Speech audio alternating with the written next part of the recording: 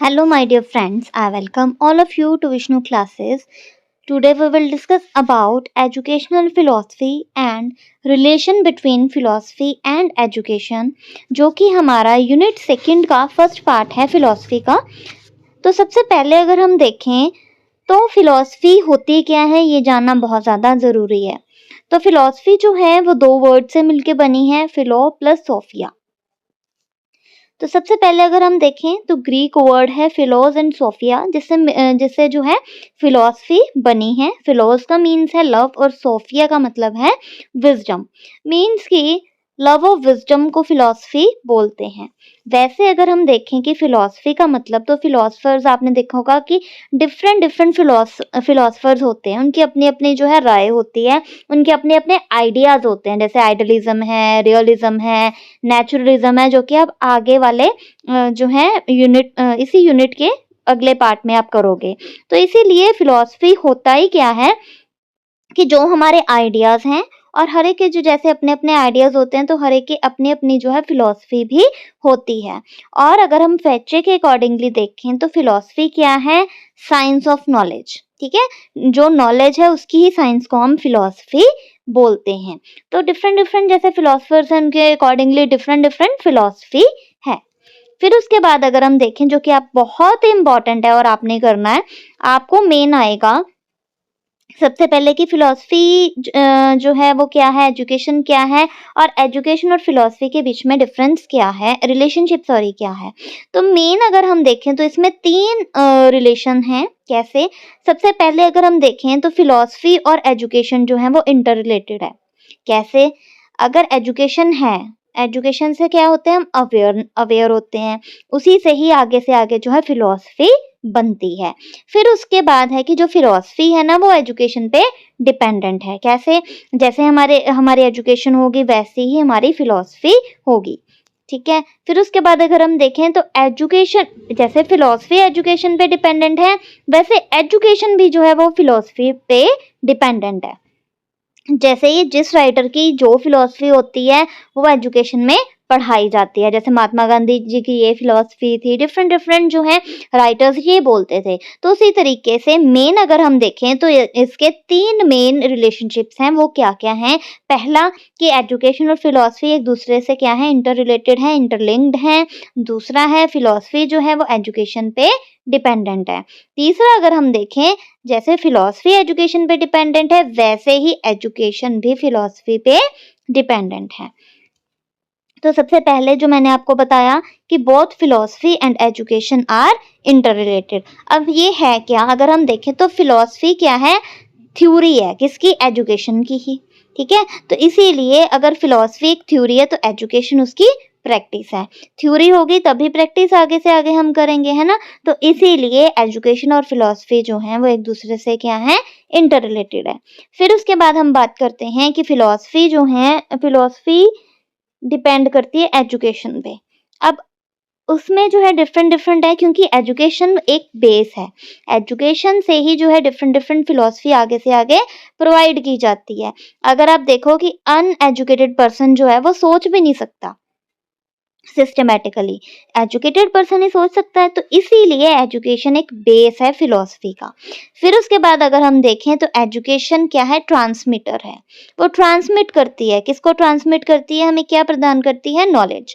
जैसे कि अगर हम बात करें हमारी जो बुक्स हैं, टेक्स्ट बुक्स हैं या टीचर हैं, उन सब से हमें डिफरेंट डिफरेंट जो है जानने की ही कुछ ना कुछ हमें एजुकेशन से जानने को ही मिलता है। वैसे ही बुक्स में कुछ ना कुछ पढ़ने को मिलता है, तो उससे भी नॉलेज एजुकेशन ही ट्रांसमिट होती है।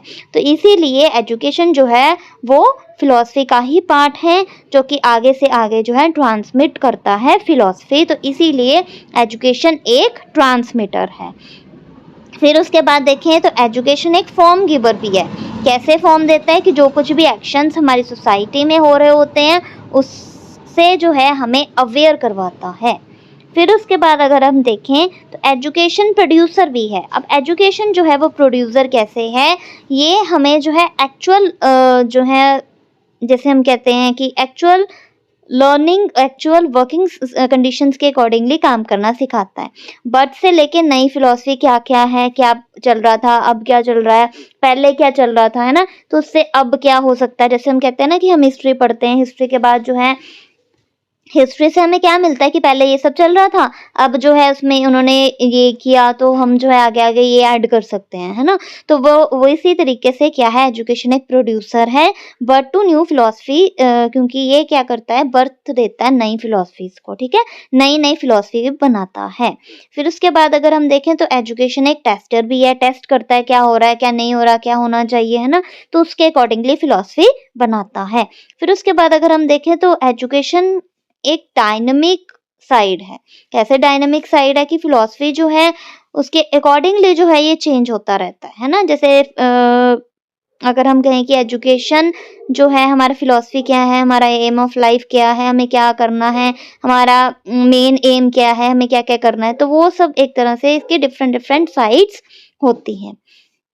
मतलब दो साइड्स की तरह लेके हम चल सकते हैं कि कैसे हमें करना चाहिए, क्या होना चाहिए, है ना, जैसे हम सोचते हैं वैसे। फिर उसके बाद अगर हम देखें तो एजुकेशन एक ऐसा माध्यम है जिससे जो है हम अपने गोल को अचीव कर सकते हैं, कि हम जो भी अचीव करना चाहते हैं ना, तो वो हम किससे अचीव करेंगे, बाय एजुकेशन। अब आप देखो फॉर एग्जाम्पल कि आप कुछ बनना चाहते हो, तो उसके लिए जो है आपको वही पढ़ाई करनी पड़ेगी, है ना। डॉक्टर बनना चाहते हो तो आपको एमबीबीएस करनी पड़ेगी, अगर आप लॉयर बनना चाहते हो तो एलएलबी करनी पड़ेगी। तो इसी तरीके से एजुकेशन एक माध्यम है जिससे आप अपने गोल तक पहुंच सकते हो।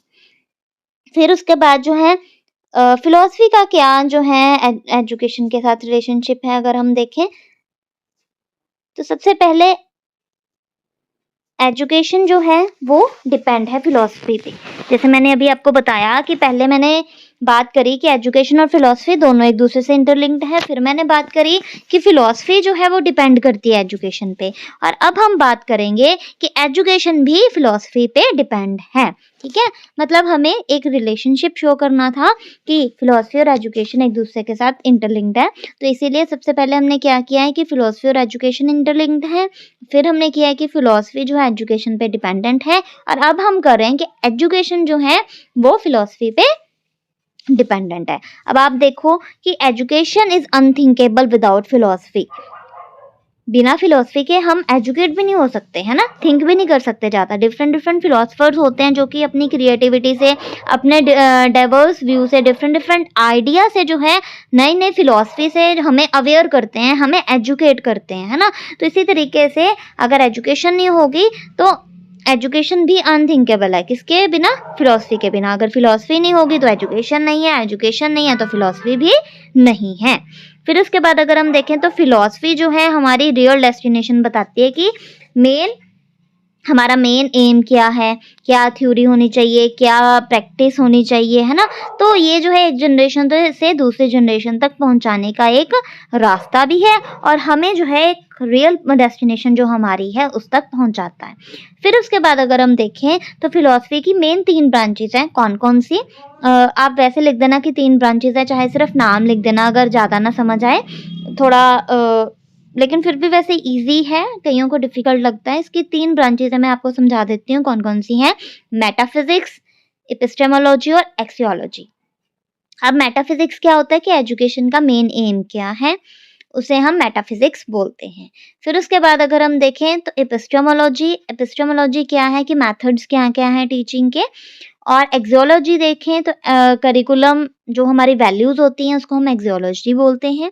एपिस्टेमोलॉजी जो है वो नॉलेज होती है, जिससे हमें क्या नॉलेज मिलती है, और जो मेटाफिजिक्स होता है वो रियलिटी बेस्ड होता है, ठीक है।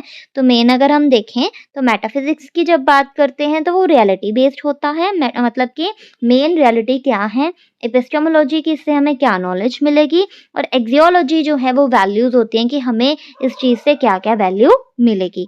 तो ये मेन 3 ब्रांचेस हैं फिलॉसफी की, इम्पॉर्टेंट है ये।